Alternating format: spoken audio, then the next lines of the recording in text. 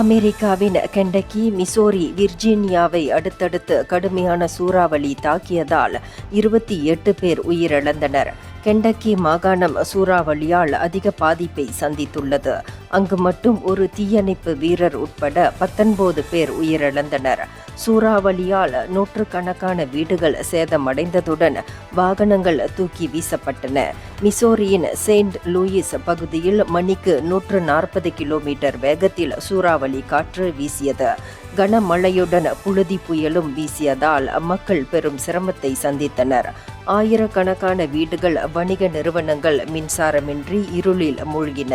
மத்திய அமெரிக்கா முழுவதும் சில தினங்களுக்கு இடியுடன் கூடிய கனமழை பெய்யும் என்றும் சூறாவளி வீசும் என்றும் வானிலை ஆய்வாளர்கள் கணித்துள்ளனர். மேலும் இப்பகுதிகளில் சூறாவளி எச்சரிக்கை விடுக்கப்பட்டுள்ளது. இந்தியர்களின் இதய குரல் மக்களோசை.